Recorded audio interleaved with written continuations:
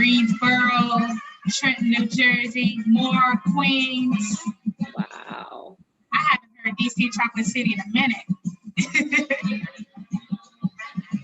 Brooklyn.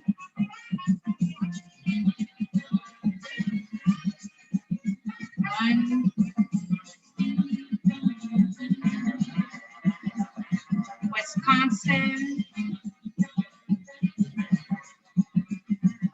Wow.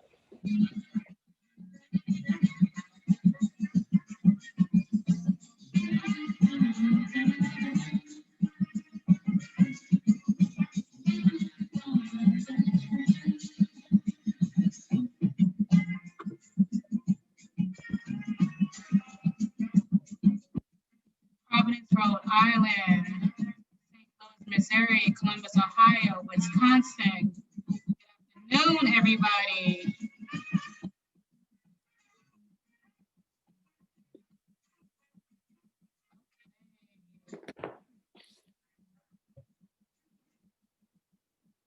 Good afternoon, good afternoon, good afternoon. And good afternoon to you, Somalia.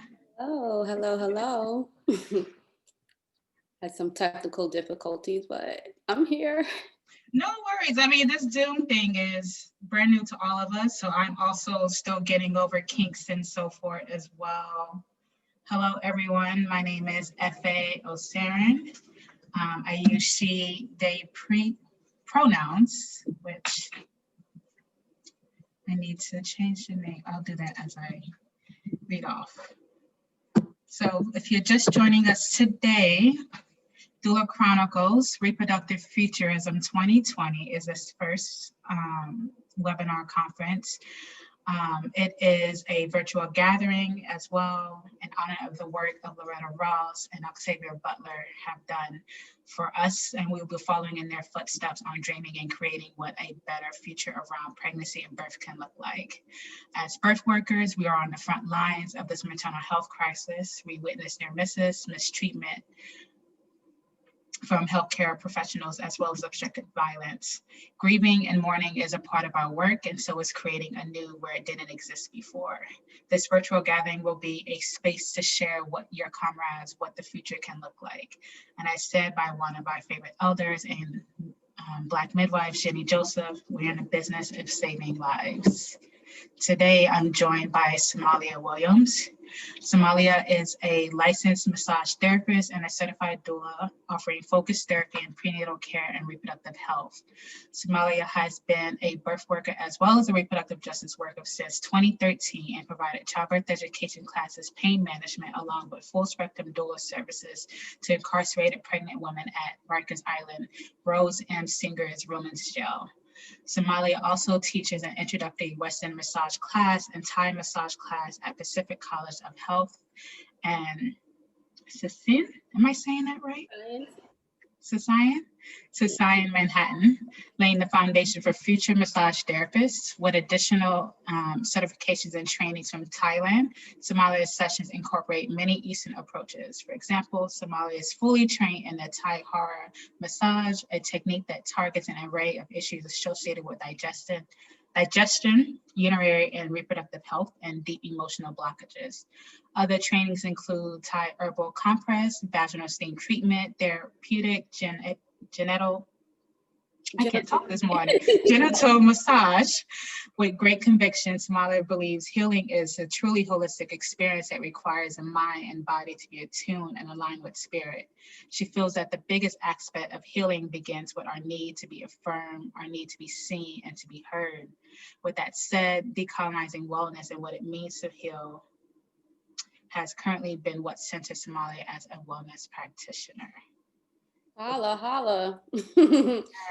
Hello, all. So, yeah, thanks for that introduction. I didn't know you was gonna read it all. It was lengthy. It's beautiful. It's beautiful.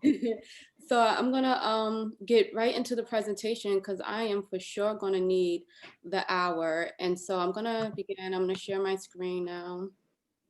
Thank you. Thank you guys for being access. here. So excited about this. Okay.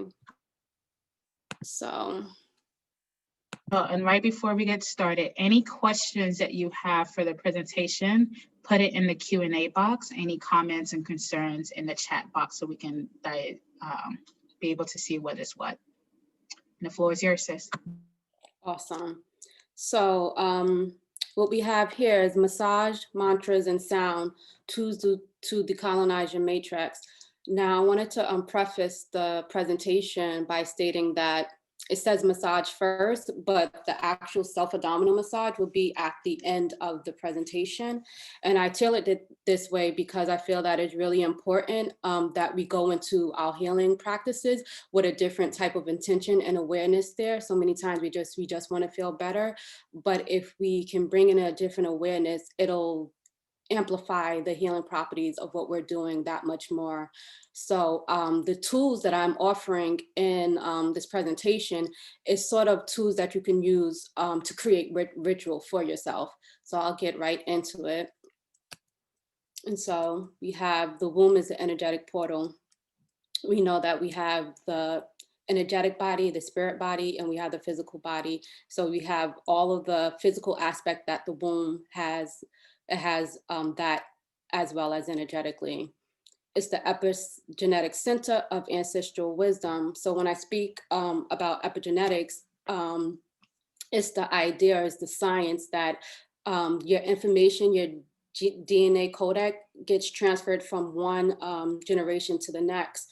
So a perfect example of this type of phenomenon, this type of amazing way of transferring information and knowledge and wisdom is the way that they do these experiments with the rats, right? I'm not necessarily condoning it, but so they do these experiments where they have them in a maze, right? And they notice that the pregnant rats were able to carry on to their offspring the knowledge of the maze. So the pregnant rats were able to navigate the maze eventually and find their way out. And then when they had their offspring, the babies were able to, without a hitch, navigate the maze completely without any problem. So that's what epigenetic information is being able to transfer that information on to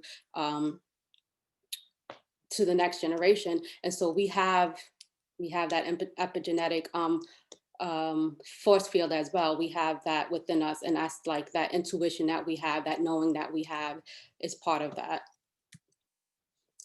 It's where the womb is where life and creativity is birthed, right? It's literally where life is birthed, and we have that same power to create from that space. So BIPOC wombs have suffered. We know this, right? I wrote this little thing up, and it states our minds have been mystified.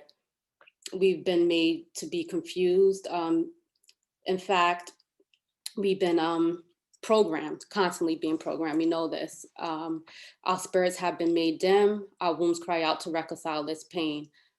One of the shows that I like is Watchmen, and they actually hit on the note of mystification, which is mind control. If you ever get a chance, watch that show. But here, our minds have been mystified, our spirits have been made dim, and our wombs cry out to reconcile this pain. We know all of the atrocities that have been committed on Black bodies. We know the medical apartheid, we know Black cargo, we know killing a Black body. We understand and have been told these stories. We're here, we're in it, we're constantly at the hand suffering. And our wombs from generation to generation, the earth tied into that energetic connection is crying out. So if you have a womb, whether you have a physical womb or not, is about the energetic connection that you have of the womb energy. So we're all crying out from the pain that we've been suffering for so long. Reclaiming ancestral practices. So I believe that we're in a current state where reclaiming our ancestral knowledge is a direct and radical expression of our fight against the industrial capitalist complex and the hegemony. So the industrial capitalist complex, that is all of them. That's the industrial medical complex, that's the industrial food and farming industry, that's the industrial school complex. It's all these structures that put profit ahead of humanity, right? And the hegemony, we understand the hegemony as the control, military control over one state over another, or one group of people or another, but it's also the control over the narrative, the cultural norms. It's being able to dominate that narrative and diminish everybody else's voices. So reclaiming our ancestral practices is extremely radical, and that we can build ourselves up to healing ourselves. And part of this is the colonialization. It's capitalist ideas that everything needs to be done, and productivity is the only way of examining your wealth. And reclaiming our practices is slowing ourselves down so that we can connect with the planet, connect with ourselves. So somatic practices provide us with ancient technology, ancient science, to heal ourselves through the path of embodied freedmen. So somatic practices is the practice of healing yourself, healing emotional and physical trauma through the body, soma meaning the body. So once we begin to heal ourselves with the intention and awareness that we have trauma, we have pain stored within our body, whether it's physical or emotionally tied in with memories, we can heal ourselves through body practices. So that's our path to freedom. Stand in your power, understanding the connection between your throat and womb. So we have here, we have the vocal cords and we have the vulva. And so we can see the resemblance, right? They're one and the same. They have similar anatomy. So in nature, structure equals function. How the organism is structured usually points to different functions, and have similar tissue. So they, inside the vaginal canal, it has the same exact epithelial tissues that's inside the throat, the exact same tissues that, and they produce mucosa for protection. And so there's a phenomenon that happens, right? And I've done this because I was getting chronic yeast infections when I was weaning my daughter off the breast, and I was tired of doing all the creams and everything else. And so I heard that you can use garlic. So I put a clove of garlic up my vagina, up by my cervix. In a matter of seconds, I was able to taste the garlic in my throat. And science has no explanation for this, right? They don't have explanation for everything. I admire science. I'm here. Science is divine language of our world, of our planet, of our universe. But you know, it's also an aspect that that's dominated by certain ideas, which are colonial ideas and capitalist ideas, and they kind of diminish the voice of ancient science that we know, and is that the womb and the throat is divinely connected. So if you want to try that, you can definitely try the garlic clove. There's forums and groups that talk about this interesting phenomenon that happens. So now that we know that they're connected, we can also talk about the reflexive nature of the body. So we have zone therapy, which is reflexology. And so zone therapy was actually what it was known to be originally. It was birthed in Egypt. And it's about the points on the head, face, hands, and feet, right? And those points, they refer to our internal organ system. They correspond to our internal organ system. So when we massage over by our chin, it's also activating our reproductive organs. And this is for all bodies, right? Not just for female identifying bodies. This is for all bodies. And so we can help to release the pelvic floor by engaging and by massaging over by our chin first. So when we exercise our jaw, we'll also release tension in our pelvic girdle and our pelvic floor muscles. When we clear our throat chakra, we're also clearing our sacral and our root chakra. So for the self-massage, for the first portion of the self-massage, we're going to go ahead and begin by opening our mouths wide and stretching our jaw. And we're gonna make chewing motions. So it's gonna look crazy, right?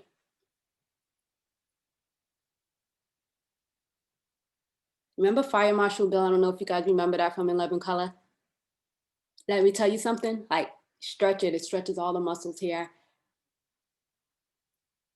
When you open your jaw, it also relates to your hip joint. So yeah, opening up your hip flexors as well. And so we're gonna start with starting by the TMJ, which is right there by the by your ears, both left and right side. And you're not gonna work deep here. You don't need deep pressure. In fact, if you do too deep of pressure here, you're gonna agitate your jaw. And you're just gonna rub down the jawline all the way down to the chin. I'm coming close to the camera so you guys can see. Rubbing out, you can slide up to the chin. You can slide back down. You can do small finger circles, getting inside of there. And then you can also do what is called intraoral massage, right? And you could do that by, wipe my hands off, by pressing behind your teeth and creating a swiping motion behind your gum line and behind your teeth. And you could do that up top as well. And remember, this is reflexive, so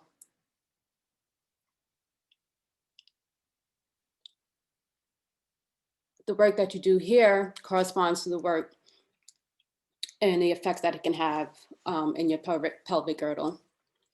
And so that's just one of the techniques that I'm providing, is a way of kind of like bringing a different awareness and attention to the body, a different way of healing. You may not want to work further down yet. You may want to work with your jaw reflexes first, especially if there's any throat chakra work that you're doing.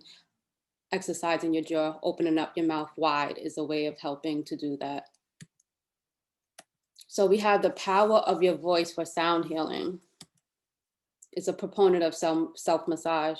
And I say that because we can examine how we can use sound for massage to self-massage.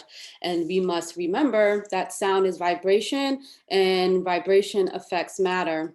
So a quick Wikipedia, the mechanical vibrations that can be interpreted as sound, because we can't always interpret sound. Sometimes it's different frequencies that we can't actually pick up on, can travel through all forms of matter, gas, liquid, solids, and plasmas. That's everything that we're made up of. The matter that supports the sound is called the medium, and the medium is just a structure that's able to move sound from one location to another location. So when utilizing our voice, our bodies are both the mechanism that produces the sound and the medium that supports it. So when I hear that, what I think about when I hear that, how it's able to travel through all forms, I connect it with the sound of Om, and Om is said to be the sound of creation. So in a way, we can kind of see how that, maybe I'm extrapolating, but for me, that's the energetic connection that I gather and gain from this. And so when we use our voice, when we sing, when we harmonize, when we do a spiritual practice like throat singing, it actually is vibrating in our bodies, is going deep in our bodies, and the different frequencies that we use with our voice are actually vibrating off of our organs. They're vibrating in our body, and it's actually healing ourselves and our cells as well. So let's practice. So we're going to take a moment, put your feet on the floor or sit in a cross-leg position. You take a moment to do that. And we're going to make some vibratory sounds from our throats, and we're going to examine how this sound shifts our internal environment, you know, especially our wombs, with the intention on our wombs. So we're just going to take a moment to ground ourselves. We're going to warm our hands vigorously, and this is warming up our hands so they're not cold when we place them on our ear. Just, it gives a nice warming, loving touch to the body, to always warm your hands first. And then we're going to place them over our ears. And when you place them over your ears, it's kind of like creating a suction cup. So you want to push in to where you kind of block out all the other sounds from all over the, from everywhere else. And when you do that, I'm not going to do it so I can talk with you guys. When you do that, I want you to take a deep breath in. And then when you're ready, I want you to exhale. You're going to hear yourself very loudly. You're going to hear your internal voice. So exhale and with the humming. So I'll do it for you guys so you could kind of hear what that sounds like.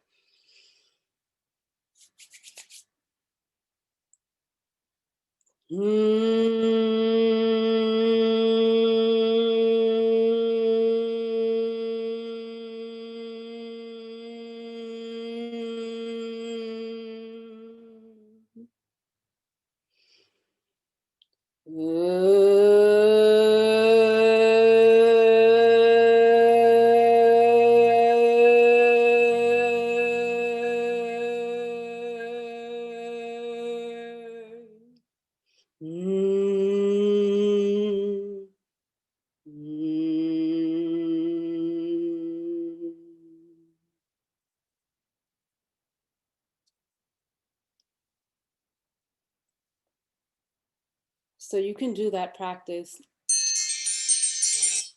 as many times as you need to do that practice until you feel the need to want to stop, until you feel rested, until you feel calm, until you feel the effects of what you're doing, the energy shifting in your body.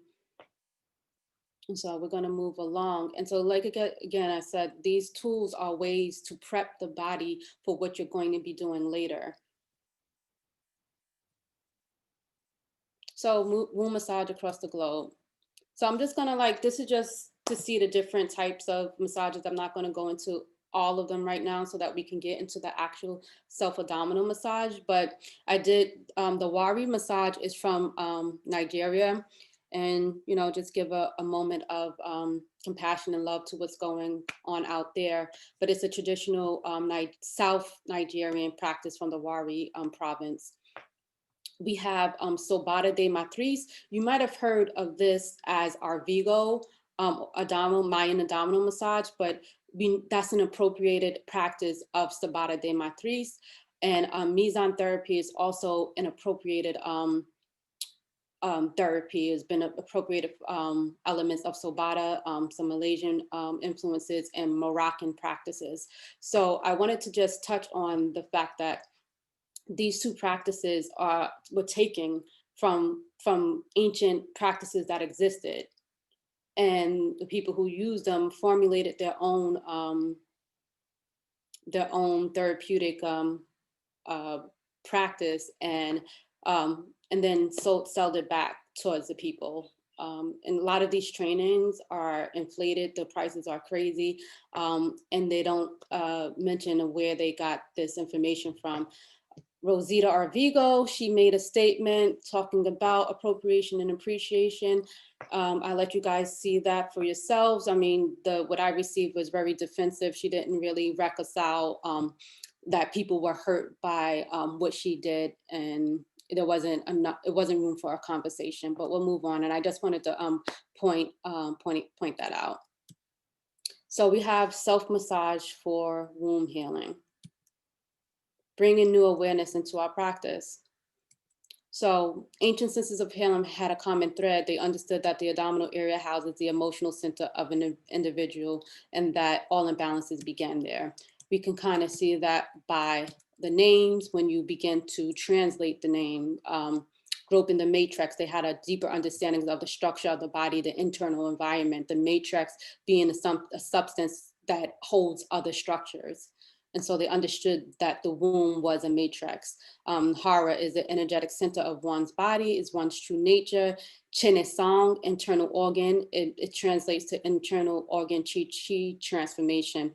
Is working the Dantian, which is the Chia Si. So they understood that this center was the center of our emotional state and our being. And so going into science just recently caught up to that. They call that that science, or that knowledge, that ancient knowledge of the enteric nervous system, which is the digestive system. It's also called the second brain. And what they recently found out, that there's more serotonin and dopamine receptors in our gut than in our brain. And they also know that now they know that the gut microbiome informs our emotional state, because depending on the balance of good flora and bad flora, good bacteria and bad bacteria we have in our gut will shift the way that we take in our serotonin and dopamine. And we know serotonin and dopamine to be mood regulators. So they're just now understanding how the emotional center is in our gut. So abdominal self-massage, we have do's and don'ts.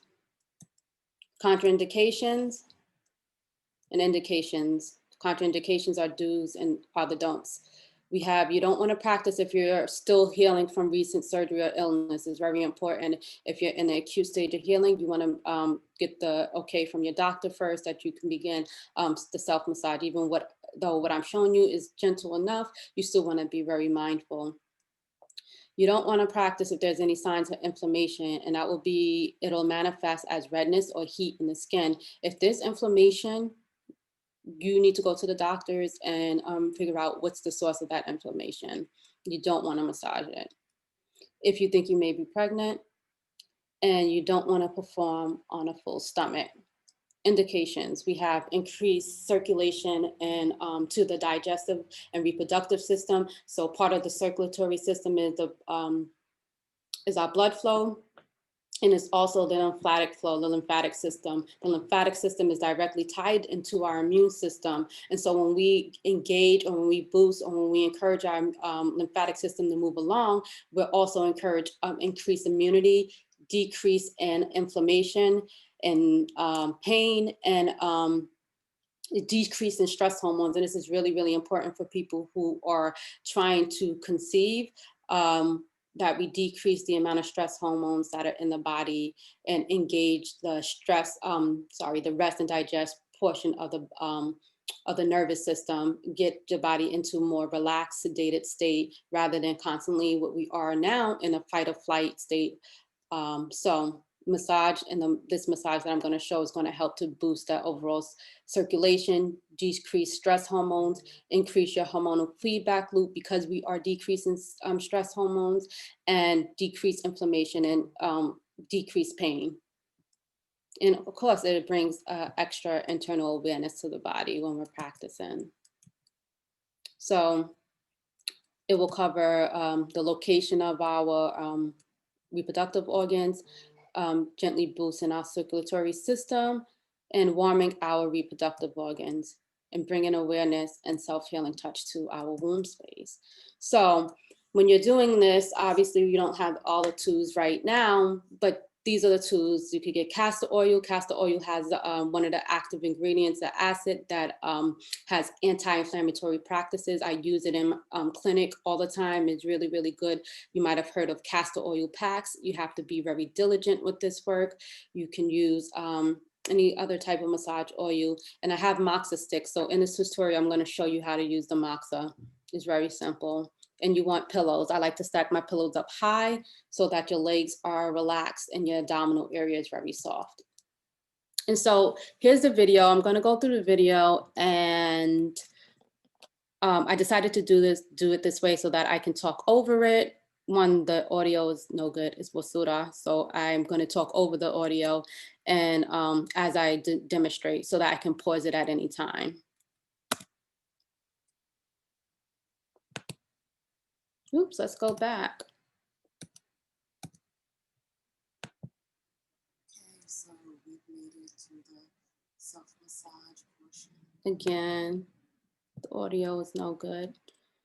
And so I'm warming my hands, and here I am grabbing some castor oil, which I stated before is really, really good for engaging or activating the anti-inflammatory properties in your body, and it has anti-inflammatory agents as well within it. And I mixed it with sesame seed oil, because castor oil is really viscous, it's really thick. The sesame seed oil helps to thin it out. And I like to use sesame oil because it's a very warming oil, especially for this time. They use it in Ayurvedic medicine, especially during the fall time. It's really good to help begin to regulate your body's temperature, especially if you're prone to being cold during this time. And so warm your hands and center. And you would just take a few breaths in and out.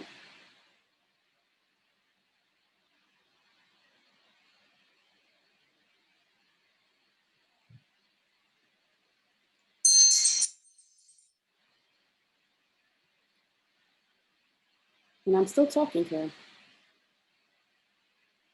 But everything I just said to you. So we're just gonna scrub a little bit. Move past.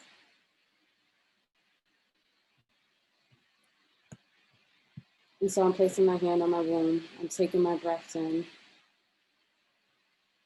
I'm centering myself.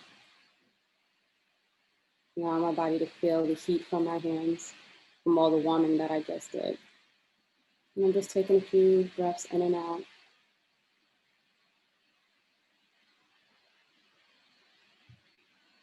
So I'm just going to scrub ahead a little bit.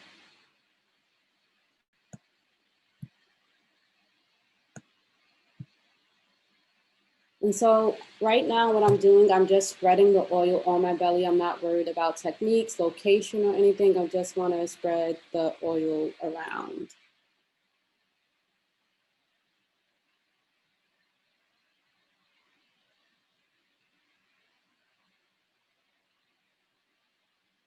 And so I'm showing you where your pubic bone is.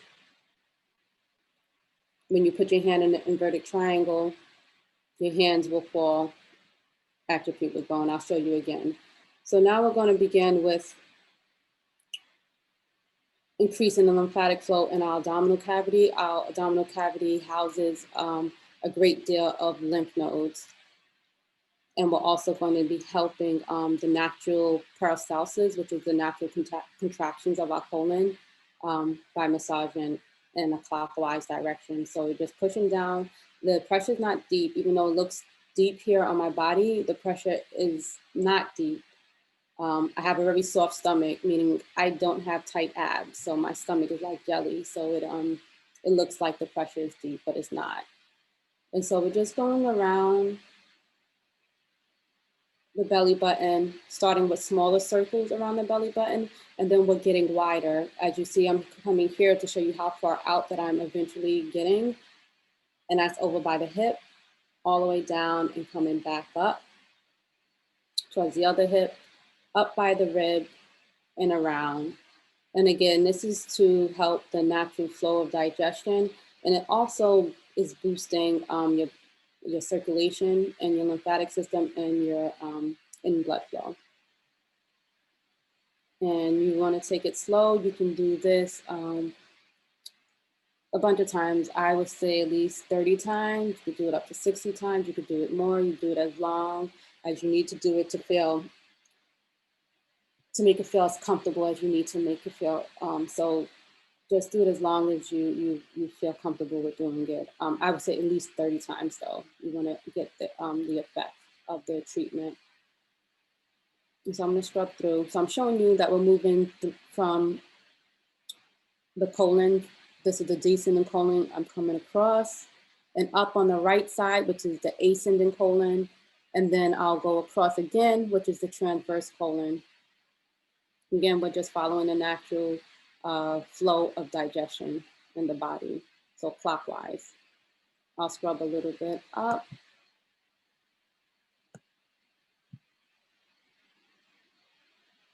And now I'm going towards my sigmoid colon. When you come down on the left side, I'm showing you here a little bit more detailed. And that is about where your sigmoid colon lies. If you place your hand on your hip, thumb and back, your fingers in front. Where your fingers fall is about where your sigmoid colon lies. And you'll feel it. You may even feel the need to eliminate, to move your bowels if you press in this area.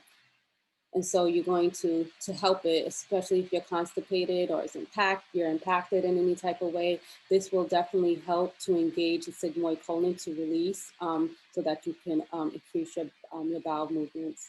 And it's just a little pressure and small circles, small finger circles that I'm doing. And again, I'm not working deep, even though it looks deep. My stomach is just soft. And so my tissue is really malleable, so it looks deep. And what I'm doing now, I'm tractioning the skin and I'm pulling up. So finger circles around the sigmoid colon and pull up. And I'm just gonna repeat that a few times. And I'm just gonna move forward for the sake of time for the presentation so you guys can see all the techniques that I have here for you.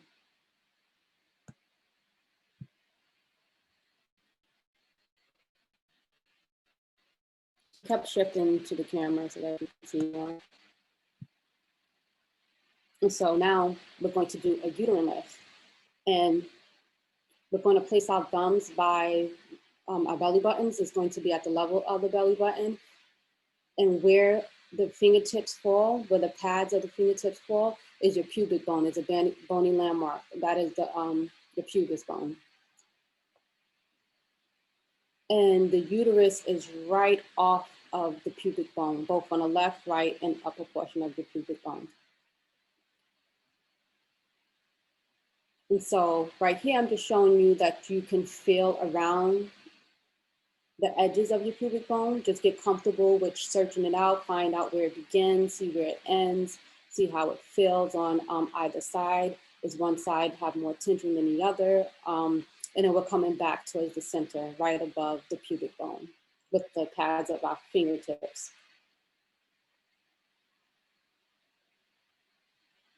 And I'm going to begin by sliding my fingers up.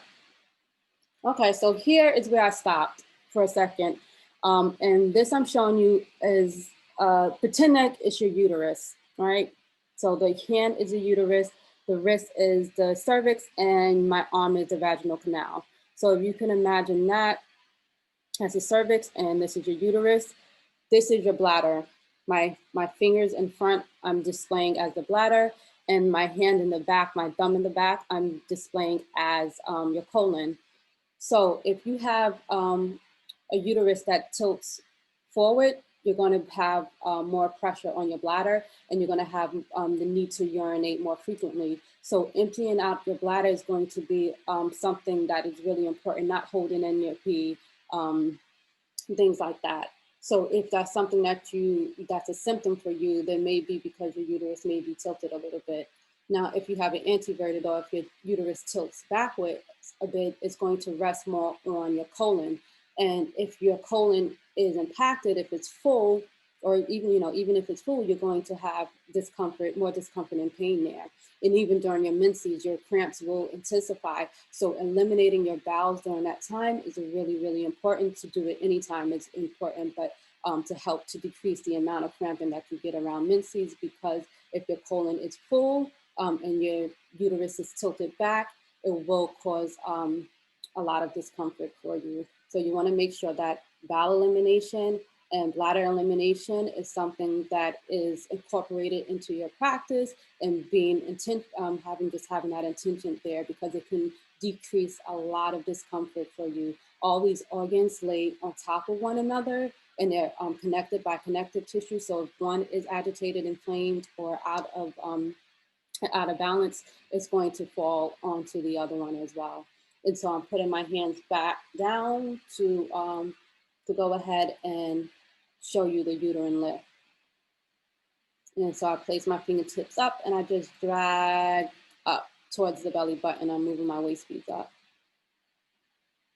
So again, if it wasn't a video tutorial and I was just home by myself, I would definitely be making skin-to-skin contact. But for now, I'm just going over my clothes and I'm pressing my fingertips in and I'm sliding up towards the belly button, and I'm going past the level of the belly button.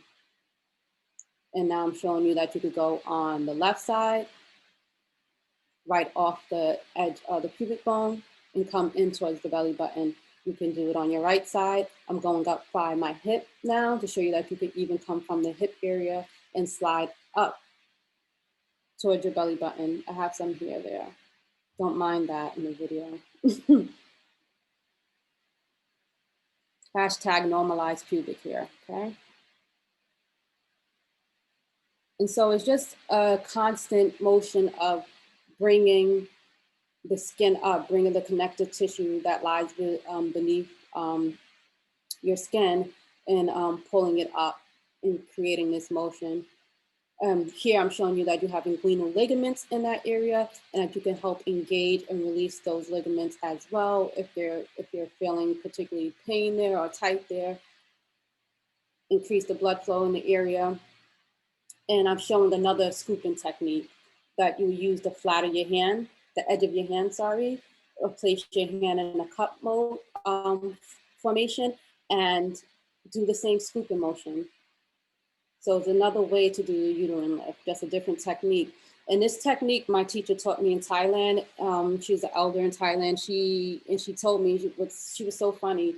And she would tell me that you would do this technique if you want to stop, of course, if you have any prolapse conditions, but if you want to stop queefing, right?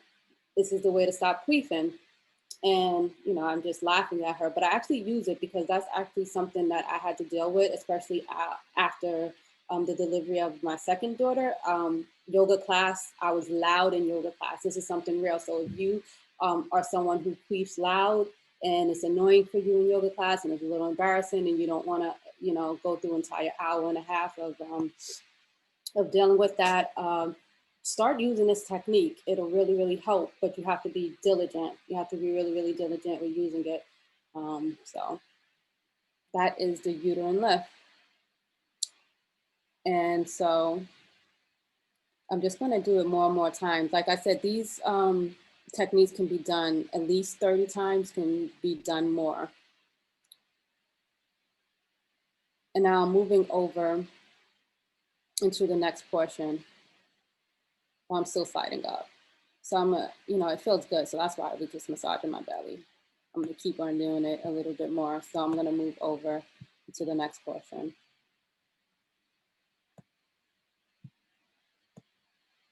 More uterine lift, because my body needed it.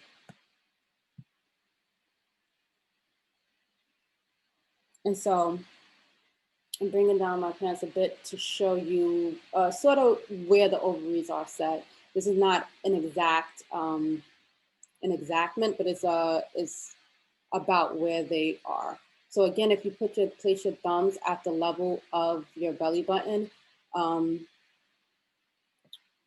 well, we're massaging now. So here I'm actually massaging towards my pubic bone. We'll get to the ovaries again. Right now I'm massaging towards my pubic bone, and I'm coming off the level, I'm coming off my hip towards the pubic bone. And this is so that I can release the tension that's on either side. And so if you see that I'm pressing my hands left and right, I'm feeling if there's more tension on one side than the other. And if there's more tension on one side than the other, then that can be a sign that your uterus is tilted either left or right. If there's more tension on your left side, that means that the uterus is probably tilted a little bit more towards the left, meaning that that side, the ligaments and everything are shortened. And so I'm doing a lot of work around my pubic bone in the uterus to release. Right now, this is work to release any tension in the inguinal area around the muscles, the fascia, and the ligaments. And I'm just like going in left and right, feeling around, seeing if there's any tension in there. Seeing if one side is loose, more loose than the other. So now I'm going to show how to navigate or how to find the placement of your ovaries. You place your thumbs together. You have about 10 more minutes on the video. You place your thumbs together. You place them at the level of your belly button. And where your fingers fall, you're going to sweep your pinkies out just a little bit. It's not a wide sweep. You're not stretching your pinkies. It's just a little opening that you're doing. And where your pinky falls is about where your ovaries are. I'm again not doing deep pressure. It looks deep, but I'm not doing any deep pressure right here. And you don't want to do any deep pressure around your ovaries. The ovaries are really, really, really, really, really hard to feel. They're very elusive. They're really hard to feel. You may not feel them at all because they're very, very soft and they blend into the muscles and other structures in the area. It's hard to differentiate what you're feeling when you're around the ovaries. But here I'm showing you how to unwind the connective tissue around your ovaries. So we're doing circles, finger circles, clockwise and finger circles counterclockwise. Again, you can do this at least 30 times one direction, 30 times the other direction. And this really, really helps to release tension and in that area, increase blood flow. Also, if you are ovulating, you don't want to do this technique at all. When you're ovulating, your ovaries swell up, and when your ovaries swell up, they become more susceptible and more vulnerable to something called ovarian torsion. And so you don't want to, that to happen. So you just want to be mindful that when you're ovulating, you actually may feel your ovaries when you're ovulating because of how they swell, but you don't want to do any work in that area when you're ovulating. Let the work be above, and if you want, you could do some work below, but not in that area. You kind of want to just let that rest, maybe a heating pack, castor oil packs during that time. And so I'm going to move up because this is me explaining what I just explained to you.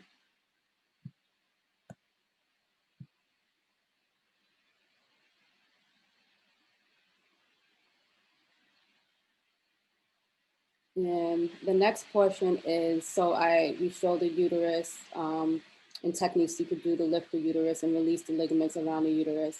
And we shown the ovary techniques for the ovaries. We showed how to improve digestion, and I'm going to move over into the moxa portion. So that's my moxa stick. And moxa is compressed mugwort. Mugwort is a herb that's all over North America. You could forage it. It's a weed, it's beautiful. You can smoke it, you can put it in tea. It's used for lucid dreaming. And they use it in Chinese medicine, and they compress it into these sticks called moxa sticks. This is a smokeless moxa. You can get them online, and I can share with you the brand that I use. And so you want to light it. And let me move up a little bit. I'm just talking about the moxa. So this is me lighting the moxa. As you see, it was already lit, but I'm lighting it again. When you get it, it's going to be just a cylinder shape on both ends. It's not going to look like this, obviously. And it takes a while to light unless you have one of those blowtorch lighters. I would suggest getting one of those, investing in one of those, because it'll light it quick and you don't have to sit there with a cigarette lighter trying to get it nice and hot. But once it is hot, it is a beautiful feeling. And so you want to be mindful of the proximity to your skin, because this is a hot piece of coal that you're using. It has the herb compressed in it, but it's a hot piece of coal, and you want to be mindful to the proximity of your skin. You don't want to burn yourself. And so I'm just going around in a circle, again, clockwise in a natural direction of peristalsis of your digestive system. And I do this a few times, and it feels really, really, really good. I know it looks like a magic wand, like I'm not doing anything here, but it feels great. I'm doing work right above my belly button, right over it. I'm showing how you can, a technique called pecking. So you come close and you pull up. You come close, you pull up. And you just jump from one spot to the next. So that's so you can concentrate or beam the moxa into the spots that you want to concentrate on, and you just pull it away. Now I'm working in my inguinal area.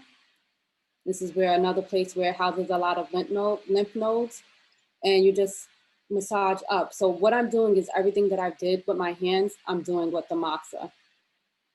And so I'm gonna skip up, we're almost done. And I'm just doing finger circles. Again, this is just all that I did with my hands. I'm doing with the moxa. And again, if I was in private, I would definitely pull my clothes down and make sure that I'm doing this over top my skin and not over top my clothes. So you can feel this over your clothes if it's hot enough. And this is how you put it out. You have a little glass of rice. You ash it. You want to intermittently ash the moxa because the ashes will fall on your skin and create burns. And just one more technique and we're done here. I'm going up the midline of my body. And this technique here engages or activates the conception vessel of your body. And its body, the Ren channel or the conception vessel is regulates all of the reproductive organs. And this is for, like I said, it's for everybody. It doesn't matter what body you identify or what body you have. It's going to help to regulate that system. So I'm just having fun with my moxa stick. And now I'm putting it down and I warm my hands again. I placed them on my abdominal area and I'm just doing a few breaths to kind of close out and to thank my body for what it's done.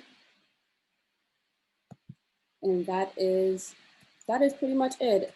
I have here just real quick, closing out circle and doing a mantra. This is a mantra that I won't do with you guys now because of time, but this is a mantra that you can use to seal your practice, and it's the Ho'oponopono prayer. And mantras are spells and incantations, and they help to shift your vibrational energy, and they help to reprogram your subconscious. And the Ho'oponopono is a prayer for reconciliation. Many of you may know it already. So I engage you guys, like when you're doing this practice, either to open with it and close with it. It's a beautiful prayer. And it's here, Ho'oponopono. I'm sorry, please forgive me, thank you, I love you.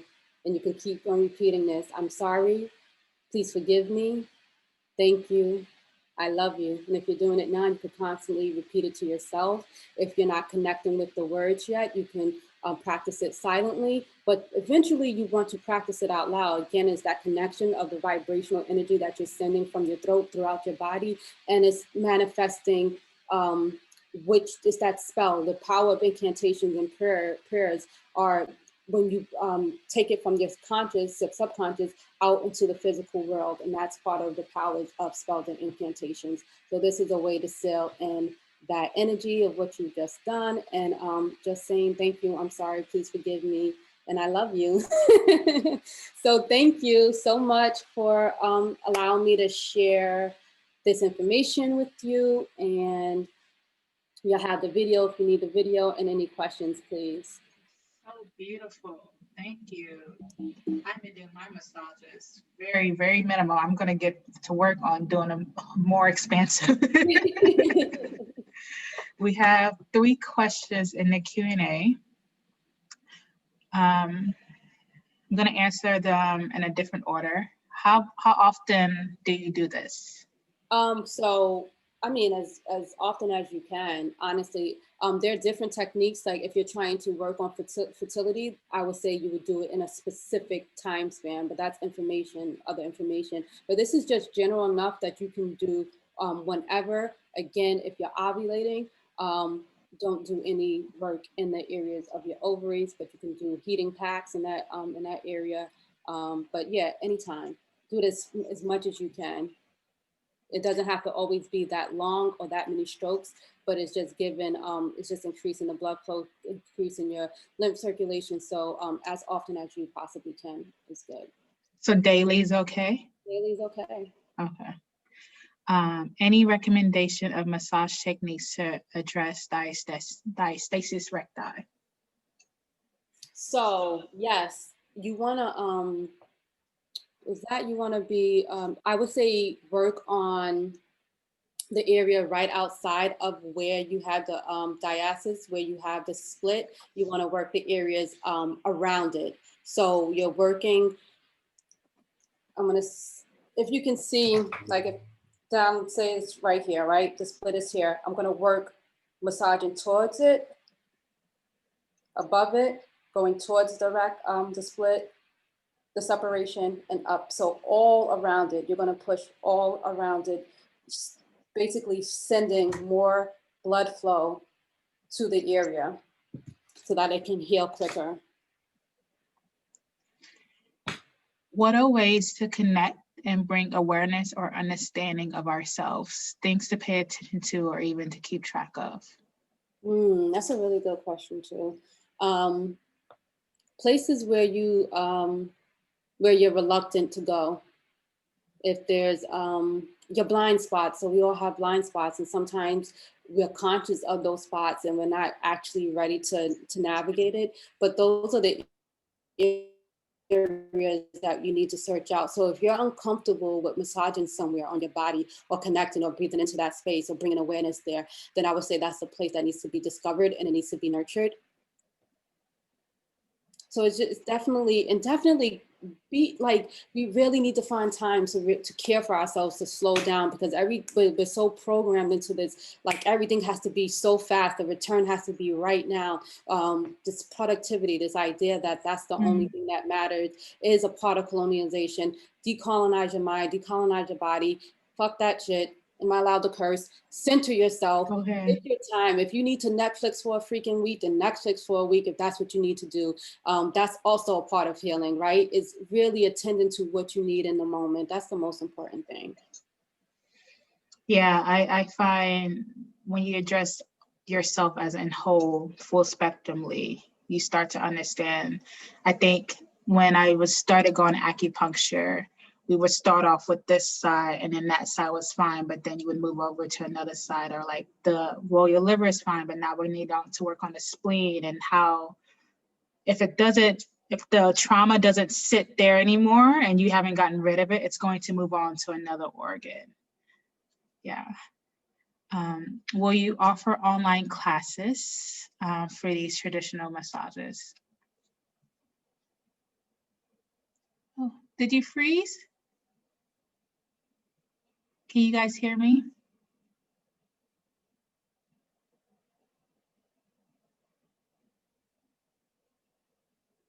Yeah, I think she's frozen. Oh no, okay. I think she was frozen. She may be coming back in. I'll give it about a minute.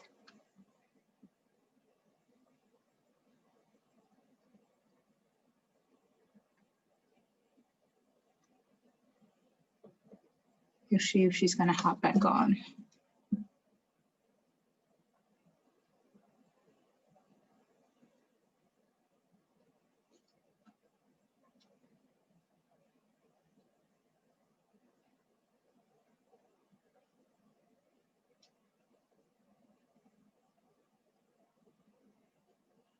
I think she might have got a little bit of that Mercury in retrograde, huh? Is Mercury still in retrograde right now? I think we're in the midst of the 3 weeks. Yep.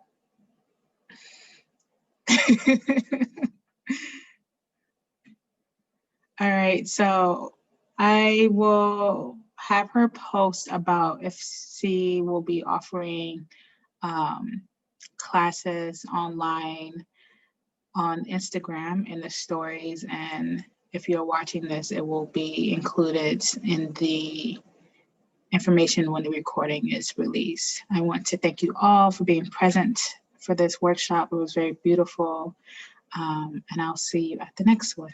Take care of yourself before joining the next one. Don't sit in front of the computer for 3 hours straight. There's a reason why there's a gap between each session, so that way you have time to take care of yourself and your friends and family. Oh, I guess there she go. I was just ending. I was like, what happened? It was the last question about if you're teaching online classes. Maybe I need to do that. I'm not teaching any online classes at the moment, but when I do, or maybe some one-on-one sessions virtually, something. Yeah, I'll definitely just shout me out, hit me in my email and let me know if you're interested. If you have a few people that are interested, that'll be even better, but I'm also willing to do one-on-one, definitely.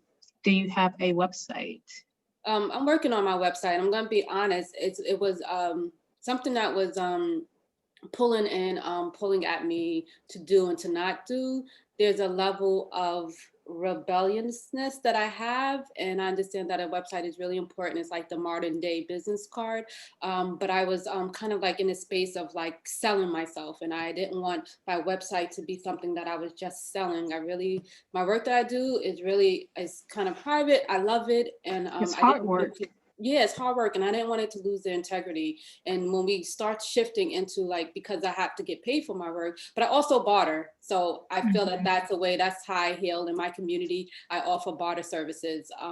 So if you're looking to barter, then to reach out to me and we can do that. That's the way we all stay rich, and we gain a lot from each other. So yeah. So Well, not having a website was just like a way to push against the system for me. yeah, I resisted from expanding Doula Chronicles. It took me about 4.5 years to do it, but it happened in time. We love you, FA. So I know that I'm gonna do it because I know, like, okay, this is good work, and people should have it where they can go and yeah, we need a space to be sharing these traditions with each other. Unless we're watching them on some appropriated Netflix show. Yeah, it's so frustrating. And that's why I mentioned the two practices that have been appropriated. So learn Somatic. Do not learn Arvigo, mind abdominal massage. I have some beef with it, and so do a lot of other practitioners that practice Somatic. I don't practice Somatic. I know all the techniques because I've studied Thai Hara, and I studied Chin Song, was a Chinese Taoist practice, but I didn't learn Somatic from someone whose hands have been trained in it. So I practice in Thailand, so I practice Thai massage. Once I learned Somatic from someone who's been trained in it and traditionally, then I'll say I'll practice Somatic. I can essentially just say I do it. I know the techniques. I'm trained in anatomy and physiology. I'm a trained hands-on practitioner. I understand it, but it's something that's missed when you take from somewhere that you haven't. The spirit lives in it. The spirit is in it, exactly. And I don't want to taint that, and I think it's important not to taint that. So it's really, really important that who you go to learn these methods. Well, thank you so much. Blessings, love, thank you peace. guys. It was really exciting. I hope I didn't speak too fast. That's one of my things. I speak fast sometimes. You were just right on time. Awesome. Thank you guys. Have a good day. You too.